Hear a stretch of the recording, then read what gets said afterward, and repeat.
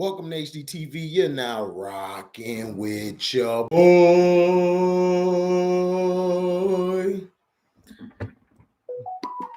Yeah, we in the building, y'all.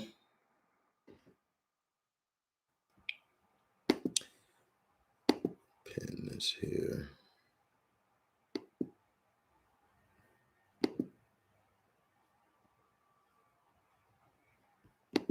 Just gonna share.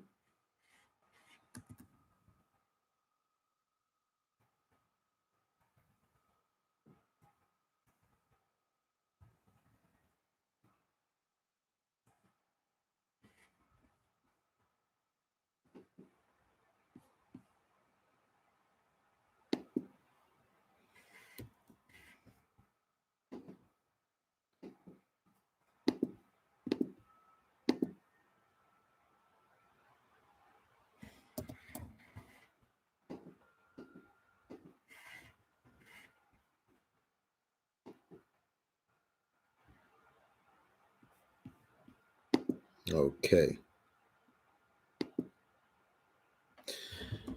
Sorry about that, y'all.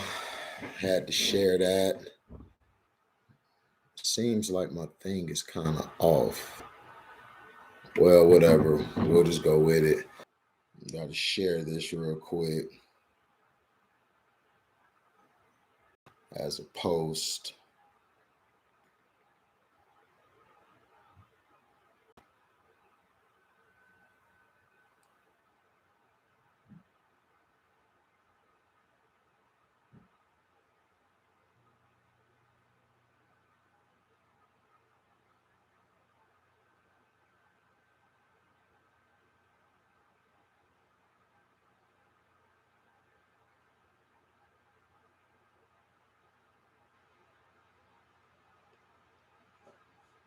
What's up, Nicholas Jacobs? Give me a sec. Got to share this video to other people. I want to talk about this because the great Isiah Thomas, probably the greatest player, if not, he might be arguably the best point guard to ever play the game. I have him tied with Magic at number 2, and I have Oscar Robertson ahead of them. Just like for my 2 guards, I got Kobe 1, Michael. I got Kobe and Michael tied. They're like tied at that number 1, 2 guard of all time spot. I mean, it's, because I went back and watched some things on Mike, and I didn't like Mike, but Mike was incredible, how he came in the game. And that small forward, I got Bird still, but I might have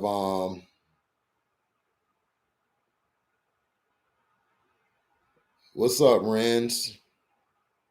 Thanks for coming by, Mr. Renz. Make sure you subscribe. Thanks for that, Scrub. Scrub sniping dudes from the rafters. Now, but my favorite 5 of all time is Kobe, Akeem, Dennis Rodman, Duncan, and Iverson. That's my 5.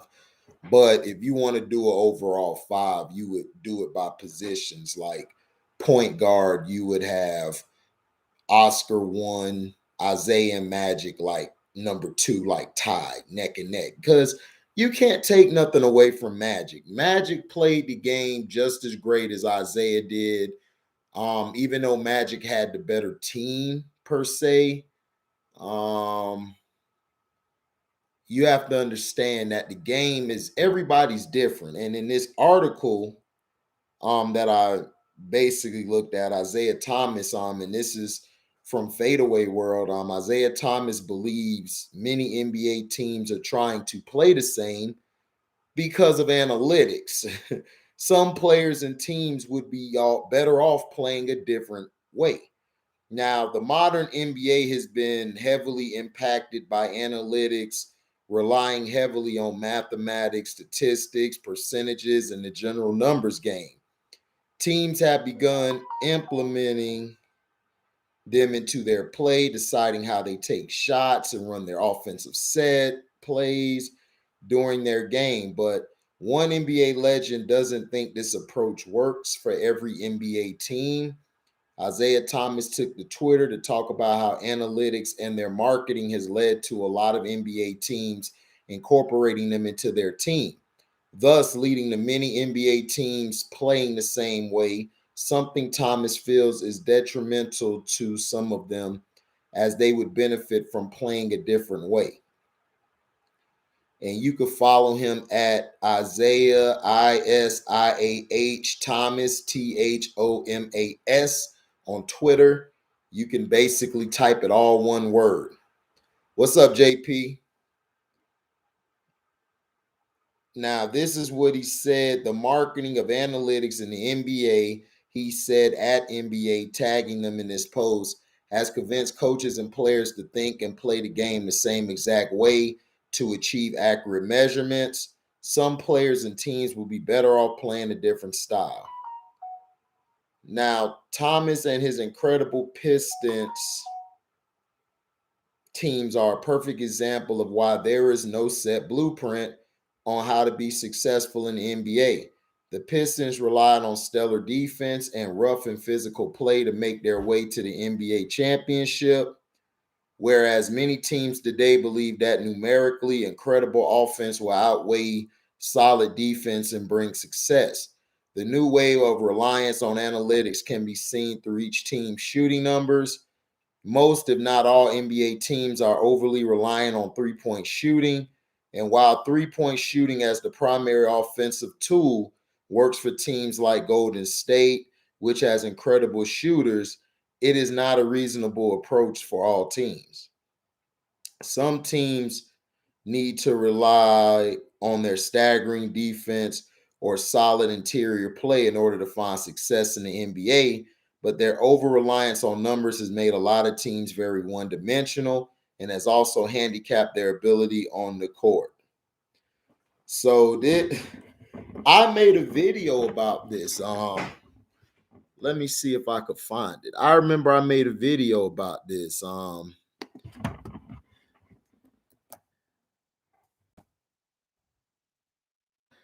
Right. Here's the video right here that I found. This was the video I made basically talking about how analytics has destroyed sports and it has empowered the casual fan. Shake my damn head. Now I'm going to put this link in the description box after this video so you guys can see what I'm talking about. What's up, Lee Lethal? Analytics cater to those that gamble on the game. Not only that, Lee Lethal, that's a part of it. Analytics helps the casual fan follow the game. The casual fan doesn't know the X's and O's, or they don't even care if they do know the X's and O's. Because see, what people don't understand is X's and O's is basically like language.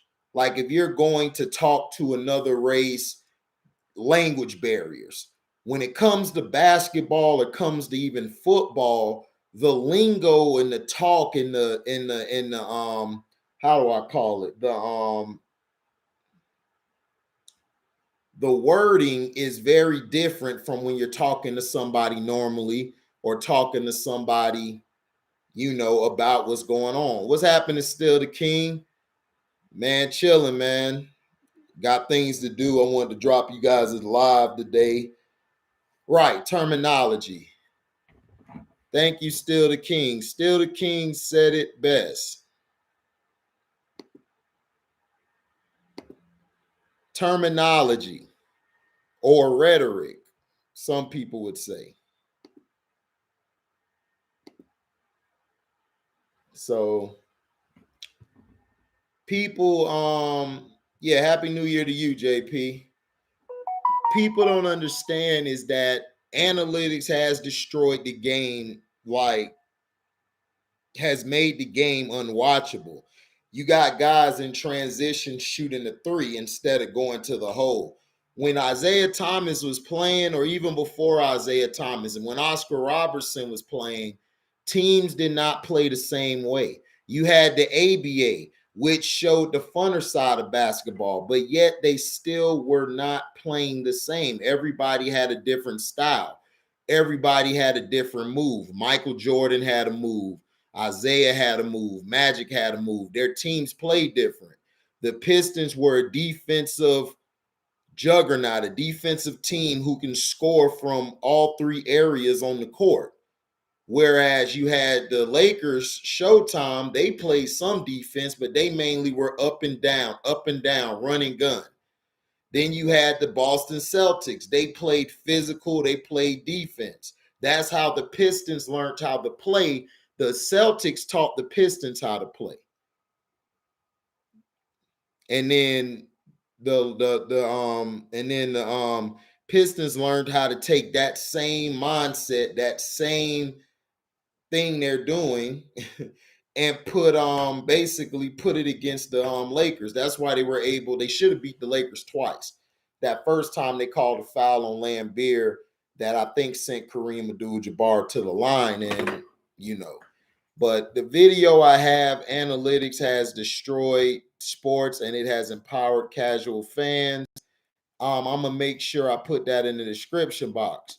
Y'all check that out because I was spitting a lot of gems, but Isiah Thomas is absolutely correct. This game, the numbers is killing the game. That's why you have people saying, "Oh, it's better to take a three than a mid-range shot." The reason they say that is because you get more points shooting a three as opposed to the mid-range. That is not how you play basketball. Yes, you may get more points, but the three-point line wasn't implemented. I think it was implemented first in the ABA. And then when the NBA took the ABA, basically bought it out, which I believe the ABA was corrupted in the selling. They took the three-point line and added it in the league because Jerry West was hitting threes, Sam Jones was hitting threes. It just wasn't called threes then, it was called twos. So now what? If you look at the analytics and try to take it back into day to now, the analytics will be ugly. It won't make sense because all you would have had was twos.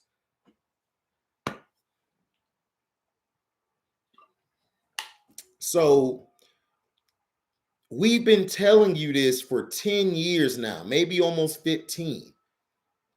I think I ain't gonna say it's that long. I say about 6, 7 years. The league actually started getting the shooting threes. Facts HD. They don't know how they don't know they have to play inside and out. The game has always been played. Exactly. Still the king. Hey, still the king 52. Thank you very much. They used to call them long twos. They used to call them long twos. That's how the game was played. That's what I'm saying. Analytics has empowered these nerds who never got out much in high school to have all the power now. Now they're saying, oh, by these numbers. Now the numbers, I'm not going to say all the numbers don't work. Numbers, the way they use them, it could tell you if a player is going to go down or go or low, or what he averages, averaging stuff, or how effective he is against this defense, or how effective he is against this team. Those analytics work. But as far as analytics of telling you to take a three-pointer over a mid-range is stupid. The closer you are to the basket is a higher percentage shot. Like, for example, I always use this example. Kobe Bryant and Michael Jordan. Who is more efficient? You would say Michael Jordan because he's at the 50 percentile while Kobe's at 44 or 45 or 46 range. They both were efficient. This is why they're both efficient.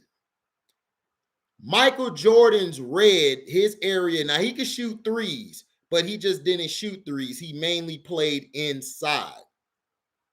He mainly played inside. So Michael is going to take a lot of inside shots. He attacked the basket a lot. He always went to the basket a lot.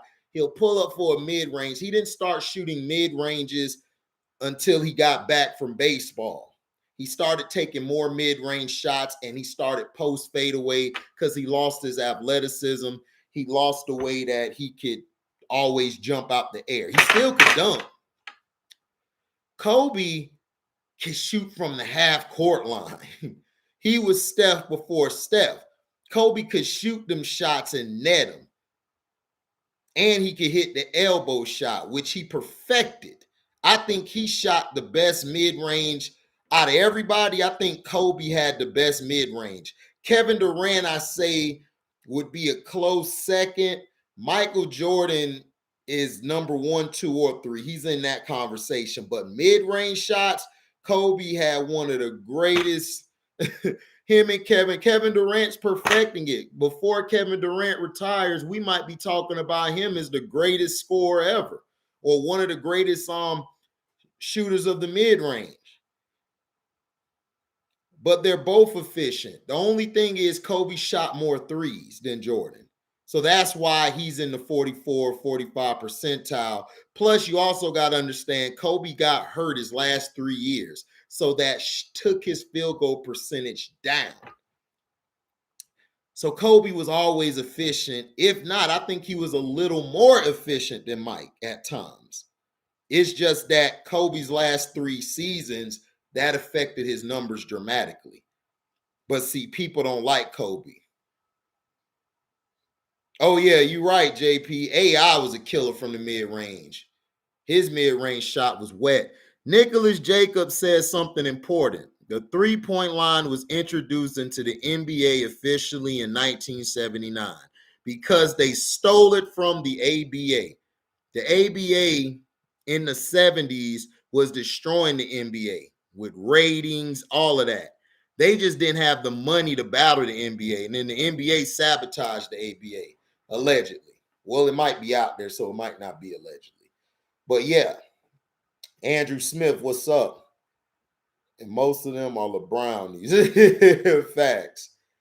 It messed the game up with numbers, G. It actually did. That's why I said you can't compare. To me, you would compare players to their era. Like LeBron in this era is great, but in the era of like the 2000s and 90s and all that, the 2010s and on, to me is LeBron. That's his era. The 2000s was Kobe and Tim Duncan's era. And then the 90s was Michael's era, and then Hakeem and them won because Michael and them stepped away. As much as I love Hakeem, Hakeem's teams would not have beaten Michael in the championship. Michael just was too, that will to win was too strong. But I believe Hakeem Olajuwon was a better player than Mike. That's just my opinion. People will disagree. That's fine. But I think Hakeem, in my opinion, was a better player than Michael Jordan. But the Harlem Globetrotters invited the three-point line. Okay, Nerdy Blue, thanks for the education. See, Nerdy Blue saying the Harlem Globetrotters invited the three-point line. Correct. Nicholas Jacobs says teams aren't structured in the way they play anymore. Teams used to feed the big men early in the game to open up the floor for the other players to get open shots. That's facts, Nick. To me, this league has turned more into guards. That's why you see a lot of teams with guards, because they can shoot the three better than most. And then now you got the big man trying to shoot the three. I don't want Jared Allen shooting a three. I want Jared Allen in the post where he's great at. He operates at. Mike and Kobe and the good and great players understood what was a good shot versus a bad shot and when to shoot them, the pull-up mid-range, open rhythm threes, post-play, and taking the ball to the rim. That's facts, Scrub. That is absolutely facts. Ray Allen and Reggie Miller were great mid-range shooters. That's where they got most of their points from. Facts, Feltimore, they were. They were great mid-range shooters. You are absolutely right. ABA had the players and the style, and the NBA did not allow you to dunk. ABA did. Facts, JP. What up, Joe Cool? Joe Cool in the building. Hell no, but Keem did have the best footwork as a big man in NBA history. Well, still the King, we can agree to disagree. I believe Akeem Olajuwon could do everything Mike could do. Hakeem could shoot the mid-range. His post game was, oh my God, one of the greatest. He could shoot that long corner to very well. He could put the ball on the floor, cross you, get to his spots. Mike was a little more athletic. He was more athletic than Akeem, but Akeem was more skilled to me. That's just to me. Like I said, there's people who will disagree with me. But hey, if you feel he's not, I respectfully feel you. Love and success follows me. What's up? It's turning into a positionless league. It's already a positionless league. When you got Nikolai Joker handling the ball and playing like a guard and shooting threes and shooting mid-range shots and post games, like the league is, we already know what's happening in the league. What up, Andrew Smith? I lost. One loss of these teams are built like AAU teams. That's why there's no more big man play. Facts, Andrew. The AAU play is terrible today. The AAU basketball is horrible, but I can't really blame it on AAU because look at college basketball. College basketball, the big man is balling. The big man is balling.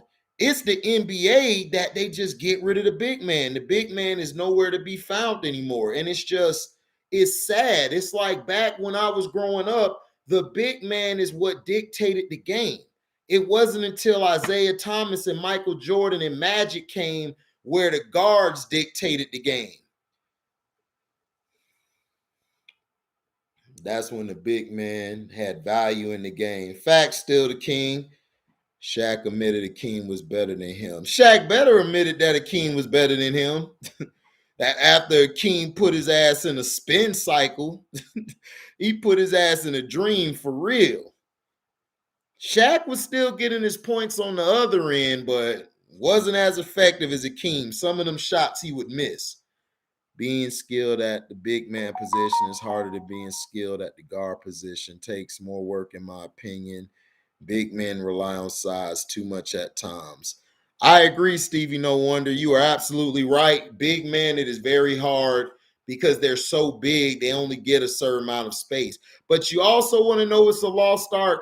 The back to the basket. Guys do not play with their back to the basket anymore.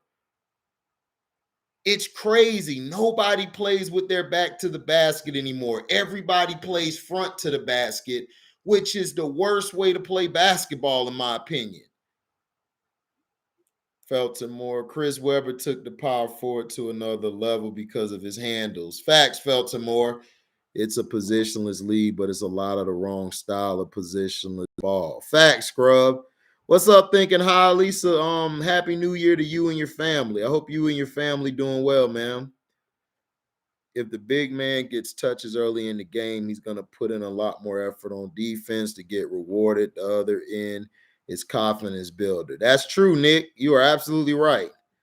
Now they want stretch 4 and 5s. Yeah, it's okay to have a stretch 4 and 5. Bill Laimbeer was a stretch 4 and a stretch 5. But Bill Laimbeer still could get to the post and get his buckets. He still could get rebounds. He still could D people up. It's nothing wrong with people shooting threes. It's just when you shoot the three. And it's when it's time to shoot it. Some big men, if that's their skill set, like Dirk Nowitzki, shoot the three. But Dirk also had the mid-range in the post game. So Dirk used the post game and the mid-range majority of the time because those are higher percentage shots if you're a jump shooter than a three-point shot. If you're an inside guy, you're attacking the basket, you're finishing with your left or you're finishing with your right, that's a higher percentage for you. Kareem Abdul-Jabbar can't do what Dirk does, but that's great because they both have different games. They both bring something different. If the big man doesn't get touched, you're not going to work hard on defense. I agree, Nick. When that bum retire, the league will get back to better team structure. I hope so, Joe Cool. Little bro still at dropping content. Oh yeah, AB. Facts. I also got I also got something else. I got another page out there, but you guys got to find it. I'm not going to tell you where it's at. Y'all got to look for it though. So I'm dropping content, AB.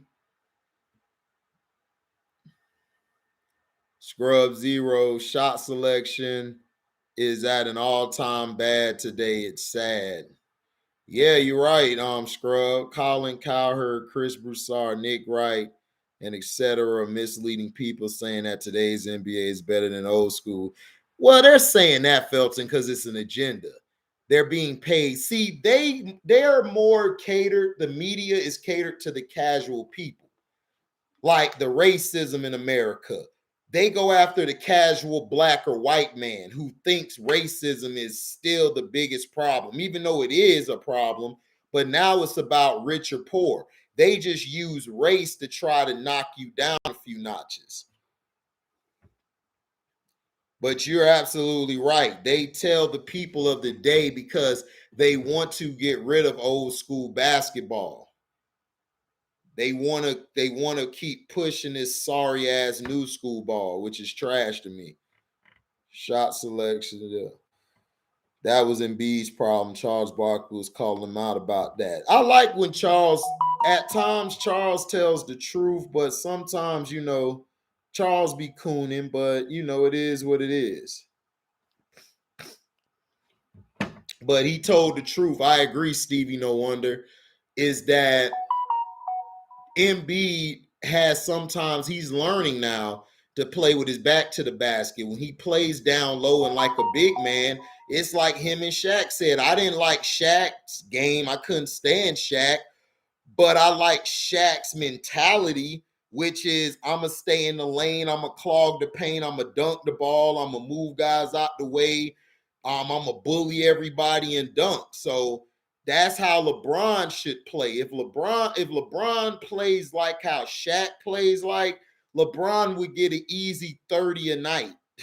It wouldn't be hard, but his game is so he don't have the legs no more and he's done. But see, if he actually played like a big man, like a Karl Malone, LeBron would be averaging 30-some points easy. He makes it so hard on himself because he doesn't practice his game. No one runs plays, no plays defense, and the coaches don't coach anymore. Like the lane be wide open and they will put up from 35, like really bad shots. I agree, JP. We got 21 people in here. Make sure y'all hit the like button. If you're not in the comment section, just hit the like button for me. You can still watch from the bushes. Thinking highly, hide and seek now. Yep, I agree. They don't run the shot clock or move the ball around to get great shots. It's one pass and shoot up a three. Crazy. Facts. Exactly. There are no low post players. Somebody like Robert Parrish or Kevin McHale would destroy this league because teams are accustomed to guarding the perimeter more than the mid range. I agree, Nick. That's what I'm saying. It's like the mid range is so open in today's game. That's why Kevin Durant is killing the game. That's why he's destroying these guys. Kevin Durant is playing the best basketball of anybody in the league. He's playing like it should be played. He's getting to the mid range. He's getting to the elbow. He's getting to the free throw line. He's getting to the side. He's shooting the long twos as well as the mid range twos, the closer to the basket twos. Shannon Sharp still riding for Matt Stafford after this. Matt Stafford played like shit yesterday. They should not have struggled to the Ravens.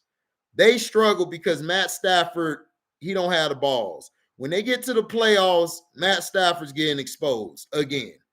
He's been terrible this year. What up, Tribe?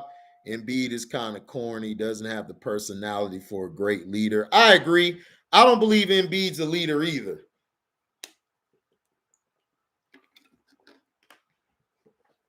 I don't believe he's a leader either.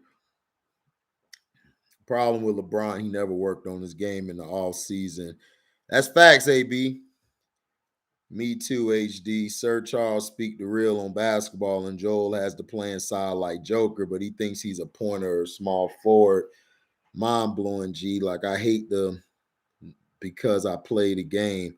My coach would have pulled me in after the game running to. I get that out my head, G. Facts, JP. That's what I'm saying. It's like these younger players are so soft and sensitive. Charles Barkley and Shaq are trying to teach you how to play the game. Charles Barkley, Shaq, and these guys just want you guys to get better. That's it. Draymond Green's another one. If Draymond Green works on his post game and works on his back to the basket and stuff, Draymond Green would be probably a top 10 player in the league. Seriously, but he doesn't work on his game. He only works on passing and getting in shape enough. Now, defensively, he's awesome, especially team defense, defensive anchor. He's very good at that. But a lot of times, Draymond, he don't play to his he doesn't play to his strengths. He has to work on his game offensively to me. He's only a one-sided player. Matt Stafford, Stanford, the game manager. If the Rams run game gets shut down, they go on home. That's right, Stevie No Wonder. Matt Stafford's been like this since Georgia. He's a turnover machine. In big games, it becomes too much for him. That game yesterday, the Ravens exposed them. If nobody takes that film the Ravens had and use it against them, they stupid. I think the Niners are going to use that game film against them, and they're going to whoop the Rams' ass this week. Watch what I tell you. They're going to whoop the Rams' ass. The Niners are hot. And the Cowboys, they play, I think right now, they play the Cardinals again. But if they lose to the Eagles, they might have to play at Arizona. No, my bad. Arizona still would have to come to them because they'll be the last division leader. Shannon had to big up the Jalen Hurts this morning. Man, fuck Shannon Sharp. Fucking coon. I don't give a damn about Shannon Sharp.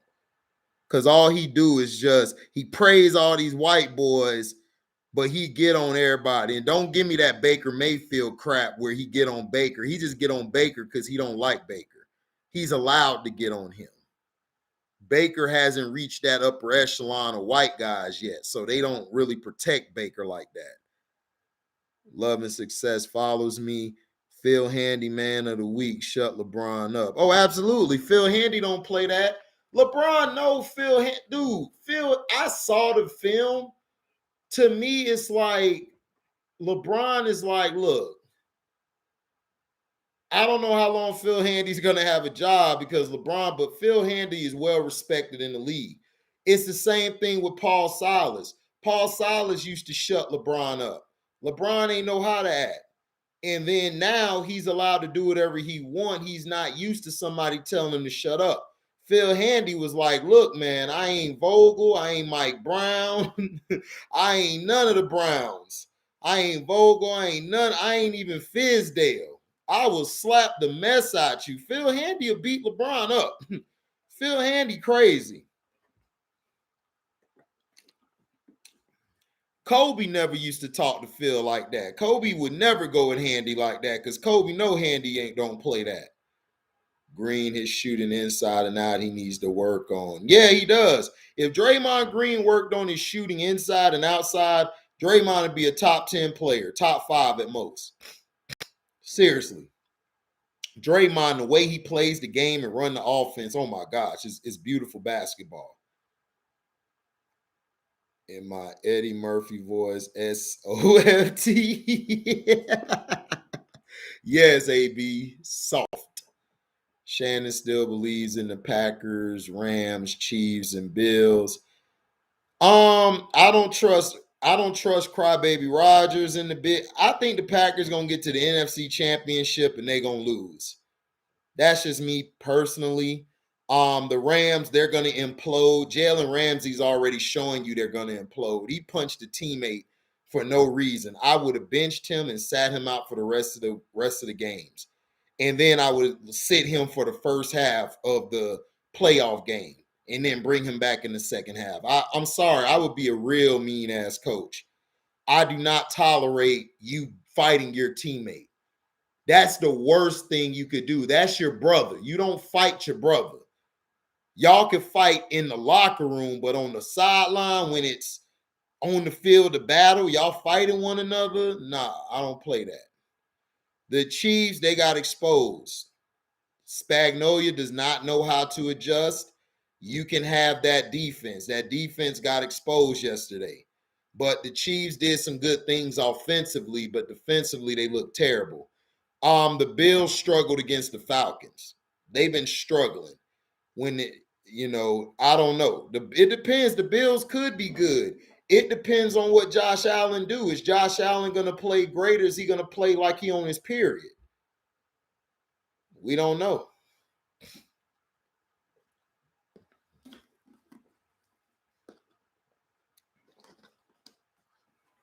Exactly. See, Stevie No Wonder sees what I see.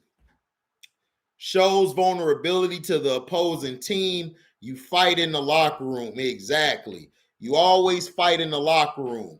Like that Kevin Durant and that Draymond Green thing. That wouldn't have happened with me on the sideline. I would have benched both Kevin Durant and Draymond Green. I'd have benched both of them. I'd have said, y'all both sit at the end of the bench. And then I'm taking the next game. They're sitting out the first half of the game. Both of them. I don't tolerate that. I don't like that on the sideline going at it with each other. That doesn't show leadership. That doesn't show togetherness. That's why Golden State wasn't the same after that.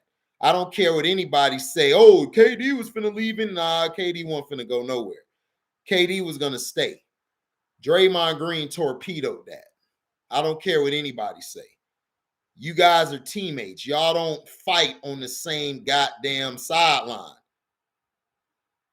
I got Brandy Rogers in the NFC Championship. All right, AB. The Cowboys should rest their hurt players against the Eagles. They will play the Cardinals or Rams in the playoffs. I agree, Donnie. I agree. But I would play the ones that are healthy. I would just sit out the people that's hurt. But whoever's healthy, I would let them play, man. I would let them go into the playoffs ready. But I agree with you too. Sit your players out, let them rest, let them get some time to recover.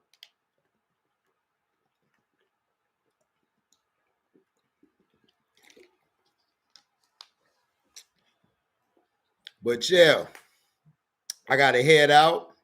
I'll be on live later, I think. I think the national title game's tonight. I'm not sure if it's tonight, but thank y'all for listening. Like, comment, subscribe, and share this. Hit that notification bell to select all to receive upcoming notifications. And if you love what you hear, you can donate to the page by going to the description box, hitting that Cash App link, and it'll take you there. You can donate $1. You can donate $1 million. Thank you guys for listening, man. We out. Deezy.